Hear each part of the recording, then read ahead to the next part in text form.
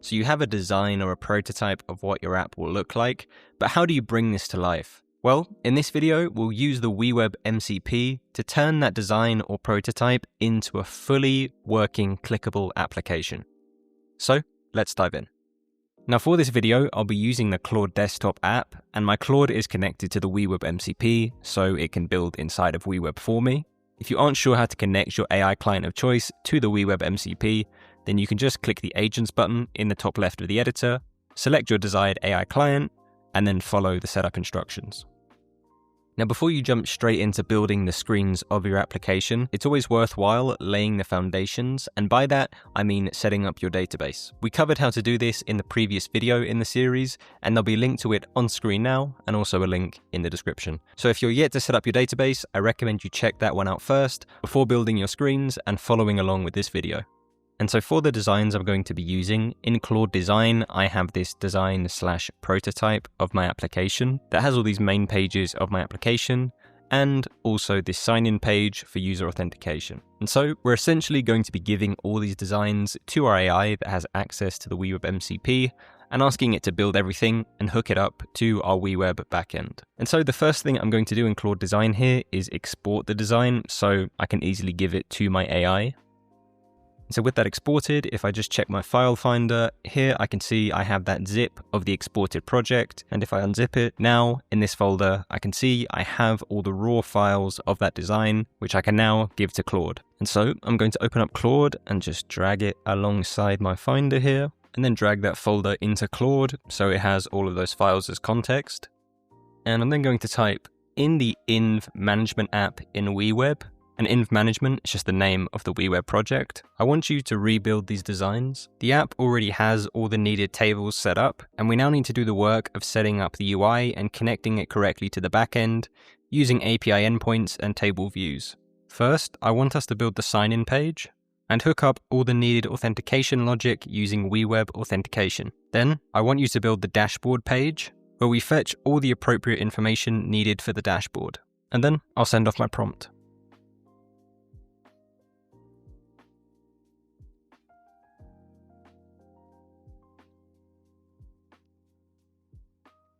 Okay, so that is now done, and it's given me a demo username and password to sign in with. And so if I go back into WeWeb and I open up the page selector, I can see this new login page. And if I go onto it, this looks pretty much exactly like my designs. However, this right section isn't taking up the full available width of the screen like it was in my original designs, and I want to update this. Now, I could get AI to do this. I could just give another prompt to Claude and ask it to fix this. However, since all of this is inside of the WeWeb editor, I could also make the change myself, and to be honest, for something like this, it's actually much quicker for me to do it as opposed to asking AI to do it. As I can see, the problem here is the container has a max width set, and so if I just reset this max width, you can see now it's taking up the full available width. So it's super handy that all of this is inside of the WeWeb editor, because if needed, we have manual control.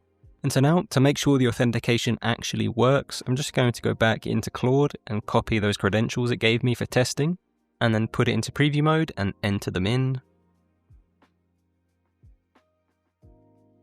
I can see I am indeed taken to that dashboard page, and I can confirm that I'm signed in as that user, because in the top right now, in the user preview select, I can see I'm signed in as that user. So the authentication all set up by the AI is now working.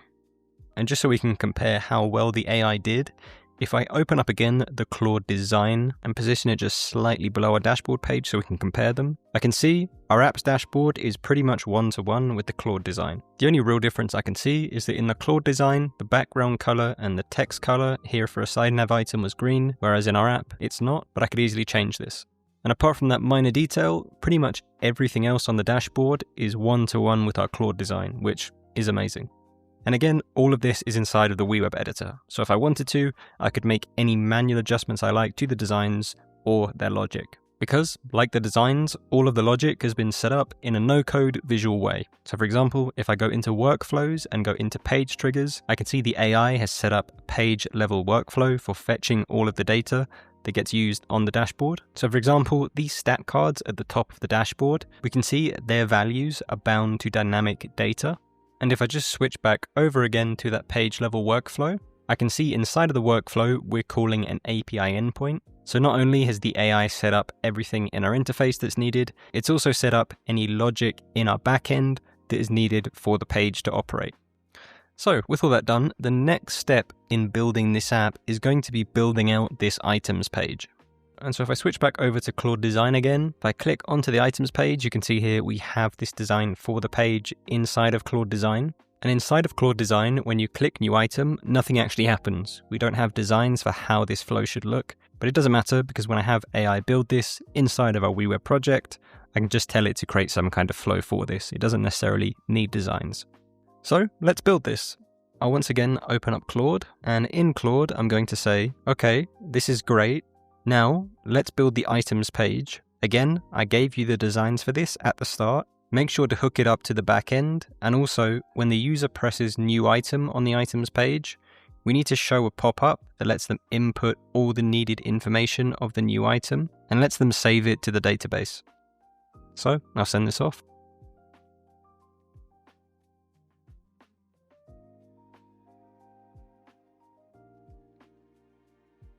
Okay, that is done. In the editor, if I open up the page selector, I can see we have this new items page. And I can see it has all of that items data from our database. And if I click new item, I can see we do indeed have this pop-up for creating a new item. And if I select the form and go onto the workflows of the form, I can see the AI has already set up all of the needed logic on this form for creating a new item. So in preview mode, let's properly test creating a new item.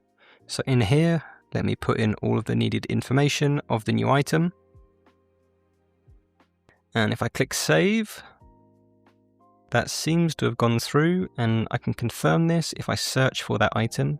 So the item I created was called test item, and if I search for it, I can indeed see it. So all of that logic set up by the AI is working correctly, and it's been saved to the database. And I can confirm this if I switch to the data and API tab, go into that items table, and here, as you can see, we have that test item record that was just created.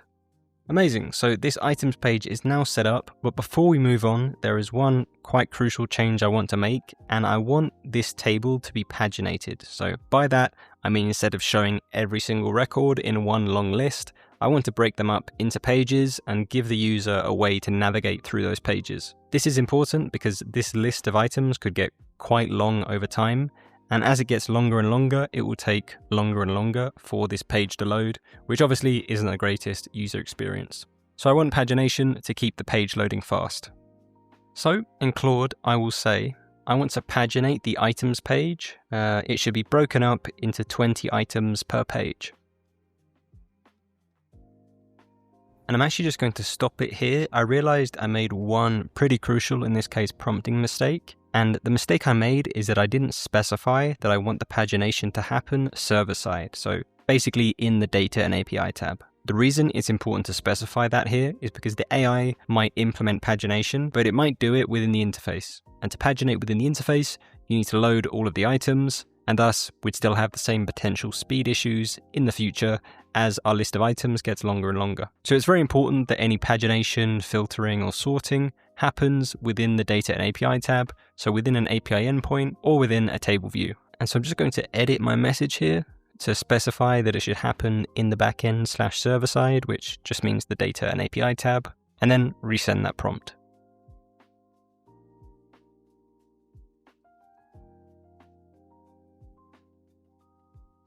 Okay, so that's ran, and if I click back into WeWeb and go to the bottom of the page, I can see we now have this pagination. And so if I put it into preview mode and try it out, I can indeed see it's working as expected, and when I go between pages, it works correctly. Now next, we have the locations and the movements page, and I'm not going to go through in detail how I'm going to build this because it's going to be the exact same process as it's been up to now. So I'll be telling Claude to refer back to the Claude design files we gave it at the start, and then building the screens and all the associated logic in the same way. And so now in Claude, I'm going to tell it to do just that, refer to the designs and create all the needed logic for those pages. I'll speed all of this up and come back once it's done.